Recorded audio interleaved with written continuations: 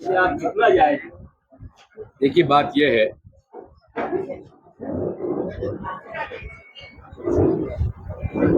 पहली बात तो यह है कि पूरे मोदी जी के कार्यकाल में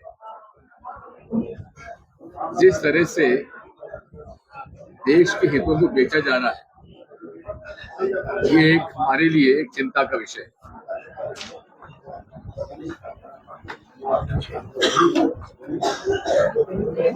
पहलगाम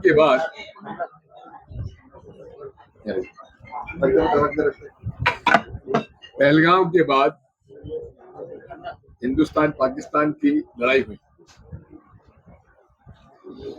4 दिन बाद ट्रम्प साहब अनाउंस करते हैं कि इनका सीजफायर आज हो गया, जबकि ना भारत ने कहा ना पाकिस्तान ने कहा। उनको कैसे मालूम पड़ गया कि 70 बार ट्रम्प साहब ने कहा कि मैंने युद्ध विराम कराया? क्या ये हमारे भारत के निजी मसलों पर हस्तक्षेप नहीं था?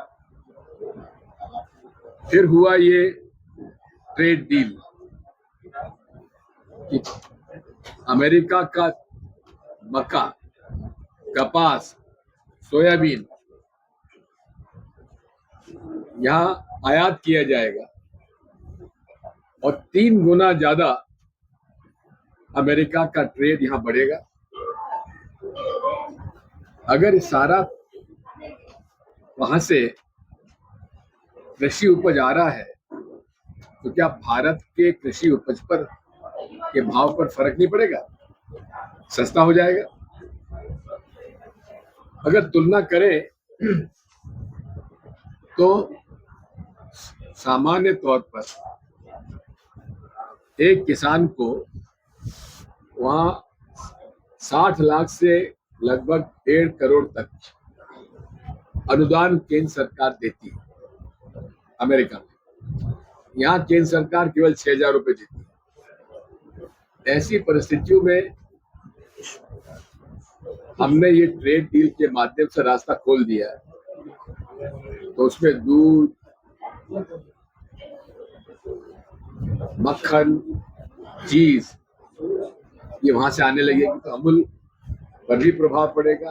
अमूल पे प्रभाव पड़ा तो अमूल को दूध देने वालों किसानों को फर्क पड़ेगा। इस तरह से पूरे देश के हितों को, किसानों के हितों को उन्होंने बेच दिया। अब एक पैक्स सर्कल पे समझौता हुआ है। ये क्या है? जहां जहां आबादी ज्यादा है उतना ही डेटा उस देश का बड़ा होता है।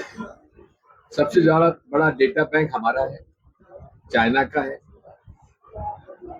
जिसमें कि हर नागरिक की जानकारी उसमें मौजूद है। अब जीतू का अकाउंट कौन से बैंक में है, नो योर कंसर्न केवाईसी का डिटेल उसके अंदर आ जाएगा, आधार कार्ड आ जाएगा, उसके फोन नंबर आ जाएंगे। ये सारी इंफॉर्मेशन अब अमेरिका के पास पहुंच चुकी है।